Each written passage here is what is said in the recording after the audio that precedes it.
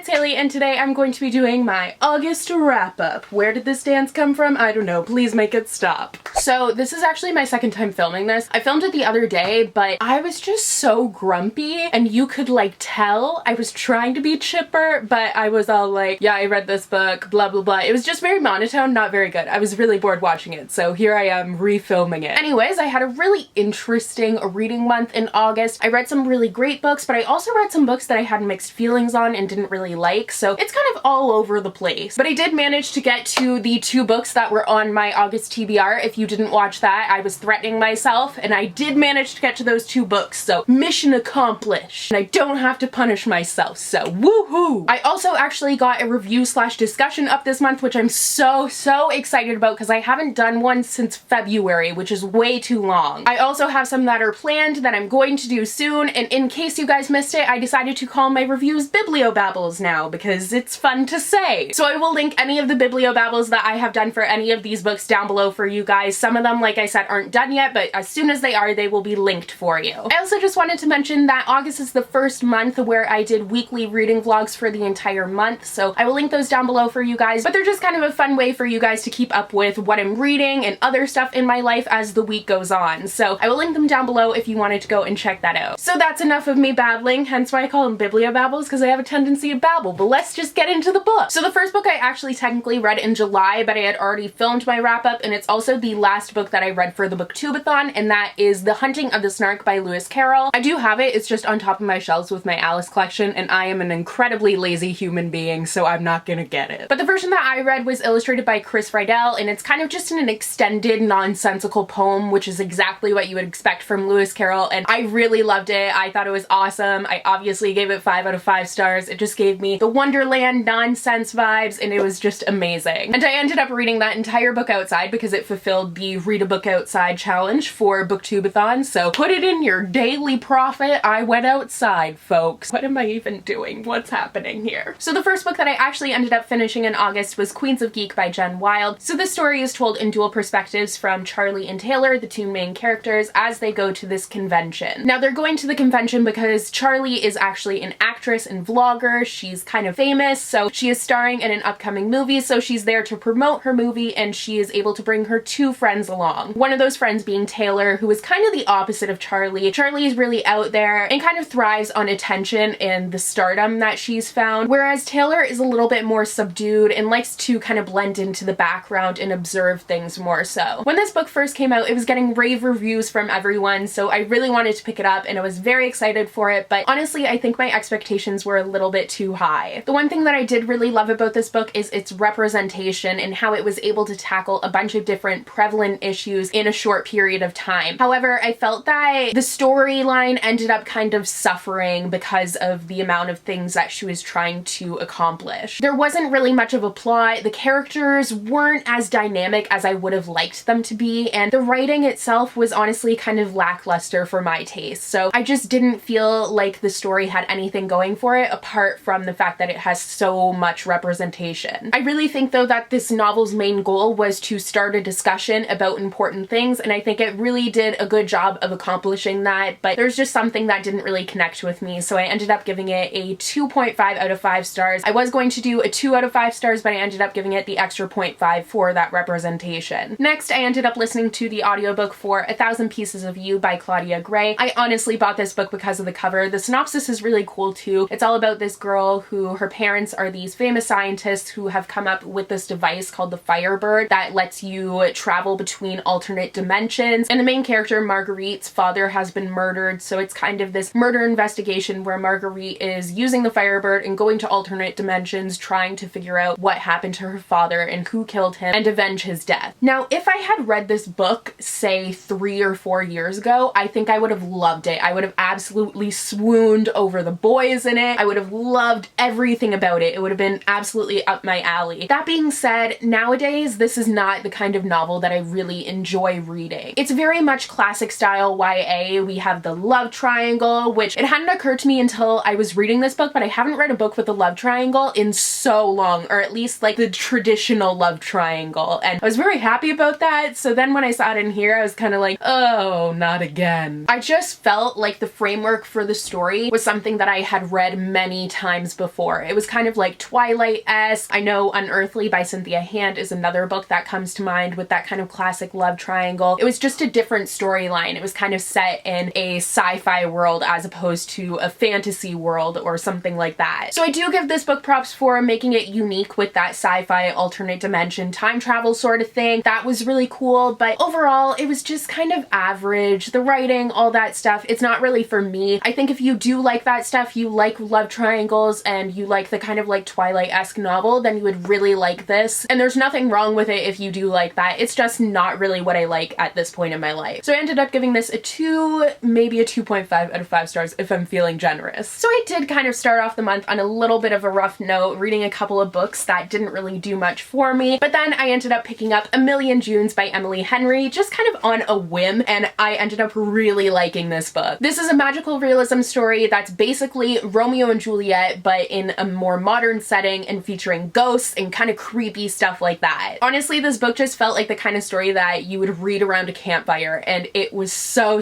good. Emily Henry's writing was perfect for it. It's very strange. It's definitely not a book that everyone is going to enjoy because of that. You kind of have to allow yourself a certain suspension of disbelief and just kind of embrace all the oddities of the story, and if you do, I think you will really love it. I think I might end up doing a BiblioBabble for this, so if that would interest you, definitely let me know down below, but I ended up giving it a 4.5 out of 5 stars. After that, I picked up The Loose Ends List by Carrie Firestone. This is kind of interesting because in a way it reminds me of A Million Junes. Both of these have grief as a central topic, but they deal with it in very different ways. It's very serious in this book, and in this book it kind of is taken with a more lighthearted approach, which I didn't really know was possible, and you don't really see a lot of in YA, but it really worked. So essentially this book follows this girl who is on a cruise, and she's on a cruise with her entire family because her gram is dying. So the purpose of this cruise is for the dying and their families, and it lets those who are dying die on their own terms. So the end result of this cruise is that whoever they're going for is going to be dead. That sounds really grim when you put it that way, but it's basically kind of allowing yourself not to waste away and kind of going out in the way that you want to. So on this cruise, they went all over the place, like literally all over the place. It was truly a global travel novel. I loved the characters. I thought they were great. I specifically loved the Gram. She was such an awesome, fun character. You saw that she didn't let her illness or really age bring her down. She was just so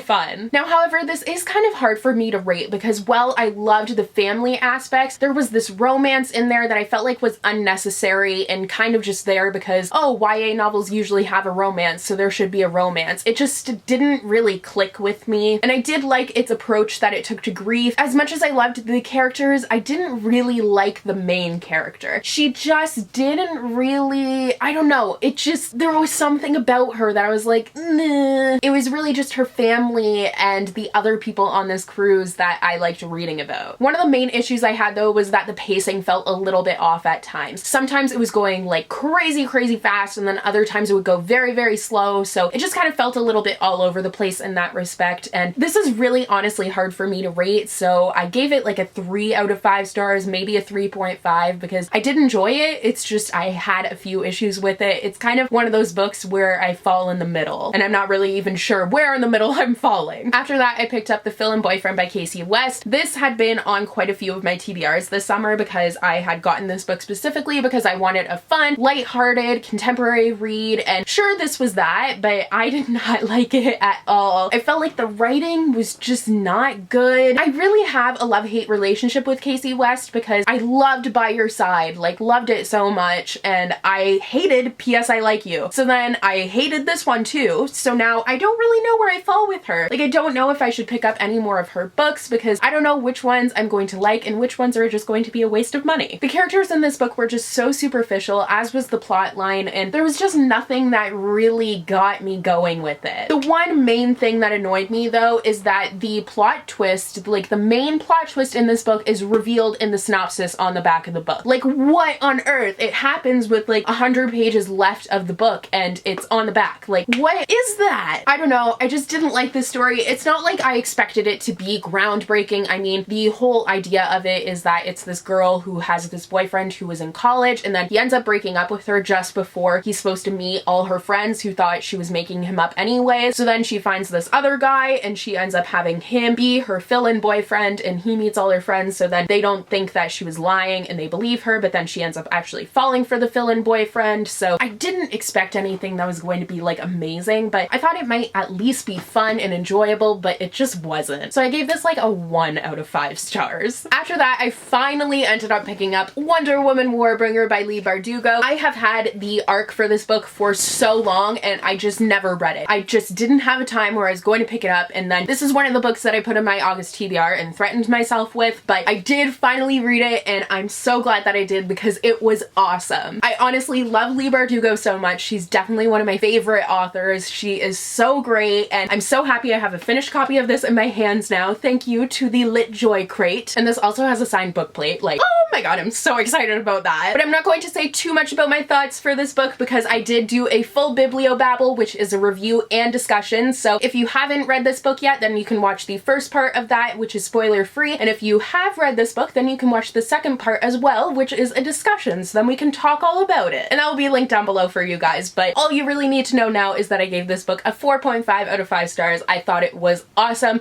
I had a couple issues with it, but for the most part, I thought it was just so great. Next, I picked up Third Fractured Light by Amy Kaufman and Megan Spooner. I have been procrastinating finishing this trilogy. That just fell because that was there. It's fine. I'll fix it after. But I've been procrastinating with finishing the Starbound trilogy for such a long time. I don't know why. I just never really felt like I wanted to pick this up. And I listened to this on audiobook just like I listened to the other 2 books on audiobook. And I did enjoy this one. I just felt like I didn't click with it as much as I did the other 2 books. This one, honestly, the strength of it was the fact that you got to see all the other characters from other ones come in and come together. And it was a nice conclusion to the story. It kind of wrapped everything up really nicely and brought the other 2 books into it. So while they're companion novels, you could really see how they connected, but I didn't really care for the couple that this book centered on. I don't know why. I just didn't really like their characters that much. I don't know. It's just one of those cases where there's something about the characters that just didn't click with me. So I ended up giving this a 3.5 out of 5 stars. Next, I picked up Spindle Fire by Lexa Hillier. This is a retelling of Sleeping Beauty that focuses on 2 sisters, and it was such a letdown. I'm so sad about it because I wanted to love it, but I just didn't. I ended up giving it a 2 out of 5 stars, maybe a 2.5 out of 5 stars. I just felt like it had a lot of potential and it never really met that potential. There were a lot of really cool elements to the story, but I felt like they didn't really connect in the way that I wanted them to, and consequently, I just didn't really end up enjoying it that much. Next, I picked up The Wishing Spell by Chris Colfer, which is the first book of the Land of Stories series, and I loved this. I was so surprised by how much I ended up enjoying it because I find that middle grade for me is pretty hit or miss, but this was definitely a hit with me. I loved how it took all the different fairy tales and they were just interwoven so intricately and it worked so well. For someone like me who loves fairy tales so much, I was just like, this is absolutely amazing. And I did really like the 2 main characters. I liked the sibling relationship. Honestly, it really reminded me of the Magic Treehouse series by Mary Pope Osborne, which were some of my favorite books when I was growing up as a kid. I wasn't a huge reader as a kid, but Magic Treehouse series I absolutely loved. Like, I wanted all of those books. And this just kind of felt like the more mature version of that and featuring fairy tales, so it was just amazing, and I ended up giving it a 4.5 out of 5 stars, and I actually think I might end up continuing with the series, which I wasn't really expecting, but I'm totally down for it. Also, I listened to this on audiobook, and the audiobook was amazing. It's narrated by Chris Colfer himself, and it was just so good. Next, I listened to another audiobook, and that was After Alice by Gregory Maguire. This book has very low ratings on Goodreads, which I was kind of surprised to see when I was adding it to my shelves, but I totally understand why. The main critique of this book is that it's quite pretentious, and the writing is a little bit pretentious, but it also is kind of my nerdy dream. So this is a retelling of Alice in Wonderland, which, in case you didn't know, I love, and if you didn't know that, welcome to my channel. I own like more than 40 copies of it at this point, but that's a whole other story. But this is really a retelling of it that fit everything that I've learned in university about it. I first read Alice in Wonderland for a class in my first year of university, and I made sure to take a class every single year where I was reading it, and it was always with a different professor, because one of the things that I love about the story is that it's so open to interpretation, and every professor sees it in a different way and pulls something different from it, especially regarding the topic of the course that I'm taking. And I just felt like this book took everything that I had learned and put it into a novel. novel. The main thing with this book was it was a critique of Victorian society, and as someone who loves children's literature and specialized specifically in Victorian literature and children's literature with my English degree, it was just like, oh my god, this is amazing. So I ended up giving it a 4.5 out of 5 stars. I just really enjoyed it. Just based on my taste, I thought it was so cool, and just honestly, it's my absolute nerdy just yes.